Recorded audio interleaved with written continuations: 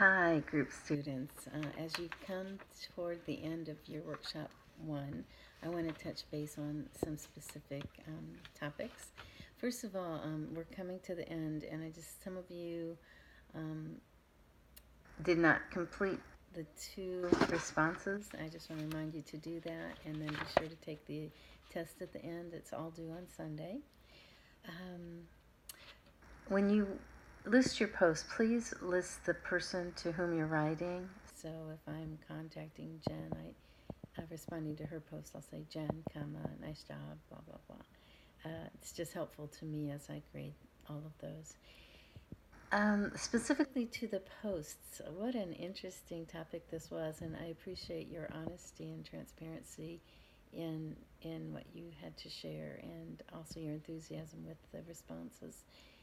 Specifically, there was a lot of question about task groups.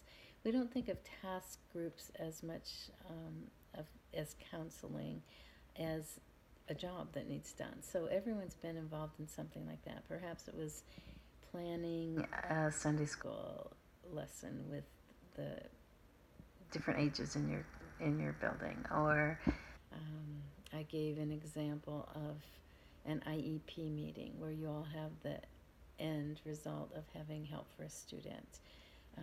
That kind of thing. That's a task group. And in a task group, you're going to have personalities come out. There will be some stronger personalities trying to lead, even if they're not the leader, that kind of thing. So it's interesting that those are considered groups as well as psychodynamic groups and counseling groups.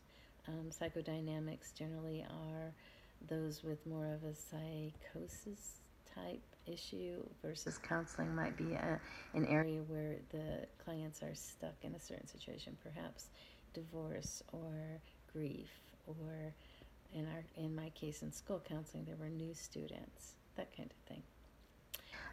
There was a concern about transgender and gay lesbian issues and that kind of thing. You know, as counselors, we could be one of the few people who are accepting and respectful toward these clients and their situations.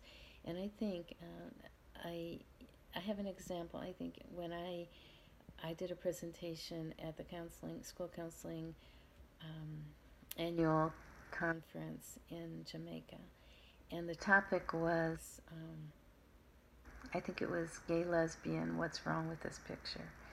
And many of the counselors there had very stringent views on that topic, and they were assuming it was going to be, oh yeah, that's non-biblical, and et cetera, et cetera. In the end, it was a discussion about how we as counselors need to be supportive of these clients. And the presenters were like almost booed off the stage, until one of them, a colleague, got up on the stage and said, I am ashamed of us as a profession. If anyone is going to be respectful toward these youth, it should be us. And that was very informative to me, and I was glad that someone stood up for this speaker, because indeed, these children and youth have an enormous suicide rate. It's twice that of other students. And so we need to put our judgment aside and show respect to these students. And it'll happen. I mean, in time, these are things you practice. And so in the group, just as in private or individual counseling, it'll work. Finally, I wanted to say seemed to be a lot of fears, maybe with the assessment that you took. It sort of brought to light perhaps some of the things that you don't know.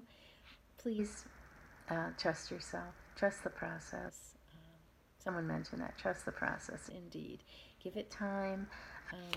I can think of a group that I did with young men who were kind of the troublemakers in the school.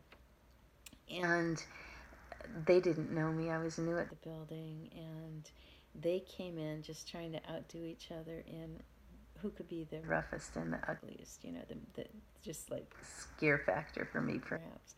And in time, these youth, like within 2 or 3 weeks, they started calming down, and they didn't have to be nasty. They were treated with respect and started to show respect both to me and to each other. And in the end, there was such growth, and they wanted to continue, but we couldn't because it was the end of term. But it works, and I trust that you're going to have success as well. Next session, workshop 2, is you'll be learning more, and be sure to get all of the work in on time. I guess that's my main concern. In workshop 3 and 4, you'll have a journal article review. In workshop 5, you'll have a journal reflection. Just so that you know the difference there, a journal article is, a journal is like a magazine, right? So the journal article will be a peer-reviewed. That means other people have looked at it. It's not something that someone just put out there.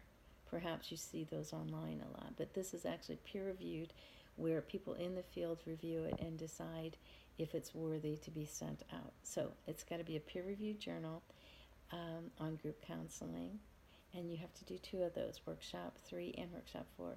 In workshop 5, you will be, at that point, you'll be doing your group counseling, your own as a client, and that is a journal, sort of like a dear me diary, where you are writing your thoughts and feelings and reflections on that activity. So that's a definition of those things, just so you can understand the difference. There have been questions too about the your personal group experience as a client. Please, as much as possible, make it pertinent to you. If you have undergone divorce, maybe you're from a family of divorce, maybe there's been some grief in your life and you'd like to get through that. Maybe you want to get better in some area or another, some kind of power that you want to establish for yourself, for eating disorders or weight loss or general health or whatever it might be. Make it purposeful for you. If indeed you could have find a group that is led by a clinician who has been trained, that would be the best. If not, just go with what you can find in your community. And I understand some of you are in remote communities where it might be difficult, but there are churches, the YWCA, hospitals offer groups. So best of wishes in finding that, and email me if you have concerns, okay? Well, it's been great having time. Take care. Ciao.